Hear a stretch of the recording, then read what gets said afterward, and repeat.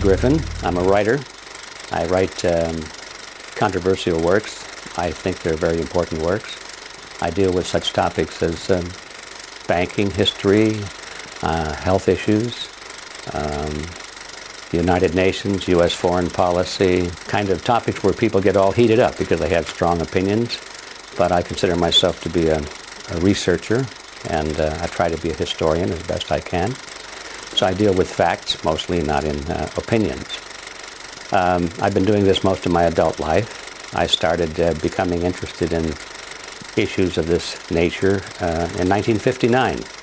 And by 1960, I was really revved up to it. I left my employment with a large insurance company and went in full-time in doing writing and speaking on these topics.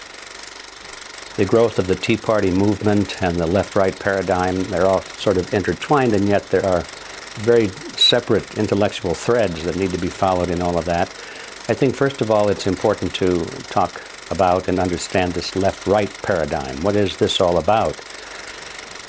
Most of us, including myself for certain, in my younger years, I was brought up thinking that you had to choose, if you were smart at least, you would have to choose politically between being on the right or the left. You had to have a political view, and I thought that in those days, I thought that the extreme right would be something like fascism or Nazism, and on the extreme left, of course, you would have communism, or socialism, just a little bit short of that.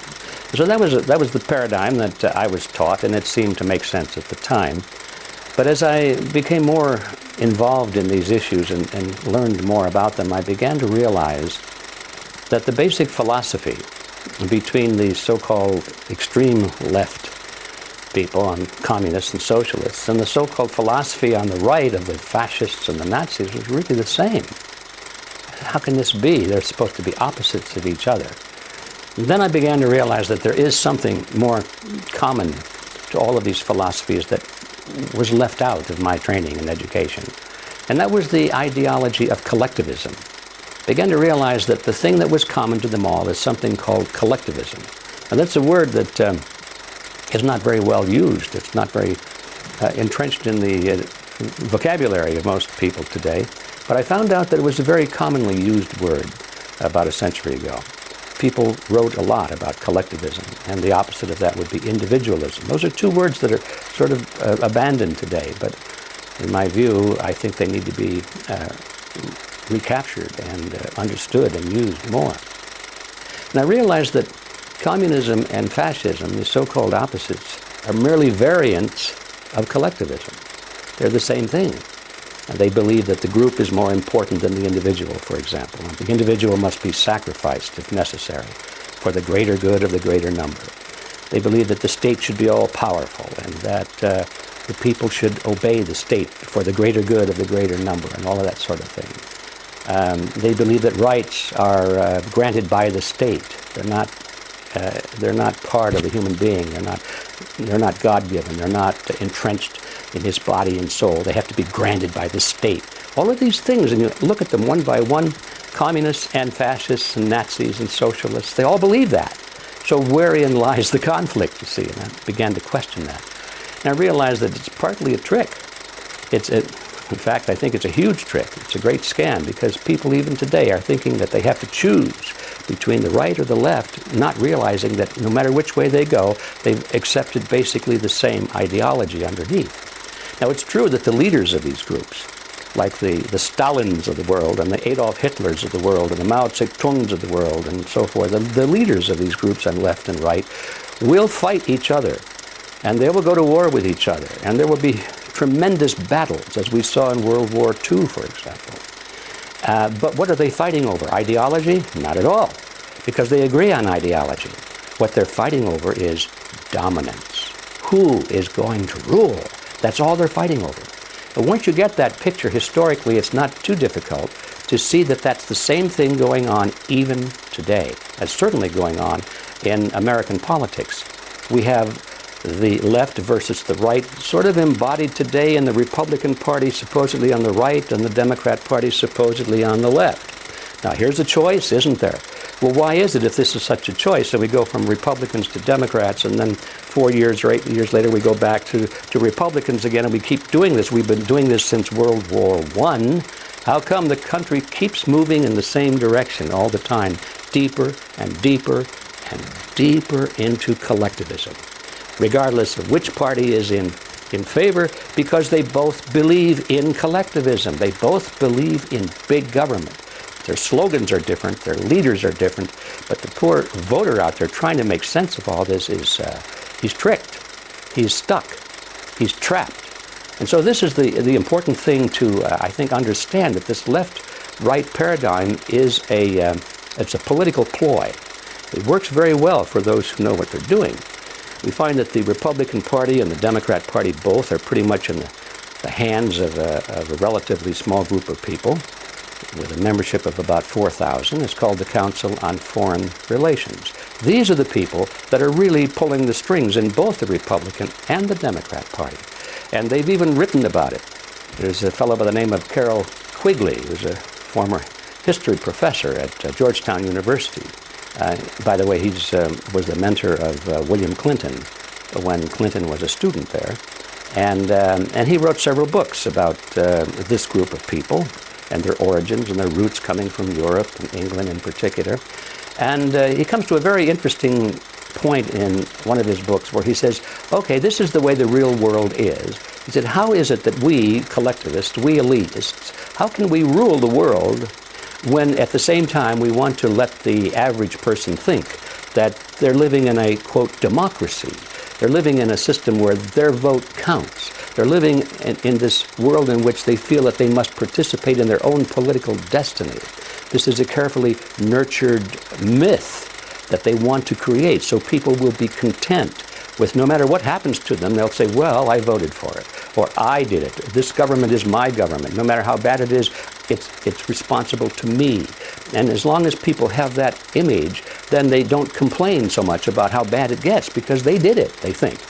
So Quigley deals with this question: how do you let people think that they're directing their own political destiny when at the same time we, the elite, we are the ones who must direct their political destiny without them knowing it? How do you do that? And he answers the question brilliantly. He said, it's very simple. You've got to have two major political parties, and they'll both have the same major goals, the same basic fundamental principles, and they'll argue with each other on the surface with slogans and leadership and style and all of that sort of thing. He said, but we will control them both. There's the strategy. There's the whole scam behind this left-right paradigm. When you understand this history and this reality, you look at it and you say, well, yes, we've got a left wing and a right wing, but they're just opposite wings of the same ugly bird, and that bird is called collectivism. There are certain issues that people on the left and the right in American politics will never discuss. And the reason they won't discuss them is because they agree mutually. The Democrats and the Republicans agree on something, so they don't want to talk about it in public debate because it reveals the fact that they're basically the same. They only talk about things on which they disagree. Turns out that the things on which they agree are the most important things. The things in which they disagree are relatively minor. So the things in which they agree are, for example, our foreign policy. They both agree that the desired goal eventually is to move the United States into world government. Not just any world government, but a world government based on the model of collectivism. In other words, big, powerful, centralized world government. If it were a world government based on the principles of freedom and freedom of choice, freedom of culture, low intervention, if no intervention in the lives of normal human beings, it might be a wonderful thing, but that's not the kind of world government the left and the right have in mind. They're talking about total world government with all major decisions being made at the top and people at the bottom being essentially living in a feudalist society, the serfs and peasants basically in a high-tech feudalism. And the left and the right both agree with that goal, and so they never discuss it in public debate. Another thing in which they agree is the dominance of the banking system in our economy and to a large extent in our politics. They both agree that the banks are supreme, that the banks must be protected, that the banks must be funded, they must be bailed out, they must not be allowed to fail. When the banks make bad loans to third world countries, or if they make bad loans to large corporations, both the Republicans and the Democrats agree that we must come in with taxpayers' money, either tax money or inflation money, and we must bail out the banks. And we do that, they both agree, by giving the money to these corporations and giving the money to the third world countries so that they can continue to make interest payments to the banks. So those are two major issues. I would say perhaps the largest issues we could possibly face. And so we find that Republicans and Democrats are in agreement on that. You might add another third topic if you wish, and that is our role in the Middle East. Both parties talk alternately about, we've got to end this war in the Middle East, pull our troops home, and all that sort of thing. But that's just rhetoric. You notice we go from one party to the other. The war continues, the war grows, the funding continues. So there we have three major issues, perhaps the three largest issues of all. And there's no debate between Republicans and Democrats as to what to do. Or there may be some debate in rhetoric, they may give speeches, but when it's time to vote in Congress, there's no division between them at all. And this itself should be the biggest giveaway as to what the reality of politics is today. If anybody that's got their eyes open, they ought to be able to see it just by examining those three issues. I do believe that when Ron Paul ran for president and, to everyone's amazement, achieved such great support in spite of the roadblocks that were put in front of him, and in spite of the total disinterest on the part of the major media, so that he was practically unknown to large segments of the people. Parenthetically, I would say that if the media had given Ron Paul anywhere near the same exposure they gave to the Republican and Democrat, the old-style Republican and Democrat Party candidates, I think he probably would have been elected. But anyway, that was sort of a phenomenal event, that somebody who did not have the endorsement of the establishment and who spoke so clearly on issues, the very issues that we were talking about, the issues of the war, the issues of the economy, and bailing out the banks and the Federal Reserve System, and the issue of national sovereignty. These are issues that mainstream Republicans and Democrats don't want to touch because they agree on that. Ron Paul disagreed with what the Republican and Democrat Party were doing on that, and so he spoke about it. And the fact that, in spite of the fact that he was the only one talking about these issues, he got so much support, tells me that there is a latent power, there's a latent awareness on the part of the American people just waiting to be tapped. I think those who are controlling the two-party system are very much afraid of that. They don't want that to be tapped.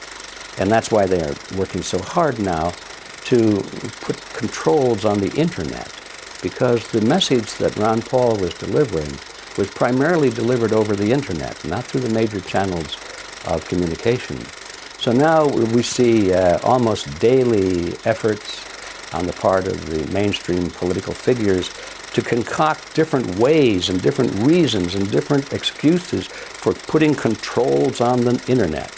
They're going to license people so that you can't even have a blog, they say, unless you have a license from the government. They want to put filters on the search engines so that you can't even look up certain words and things like that. But actually, I think what they're trying to do here in this country is pretty much imitate what they're already doing in China, for example. They really admire that system in China. Our own figures here in this country, although they may speak with scorn about a closed society in China, they're doing everything they can to imitate it. So that's one of the realities we have to look at.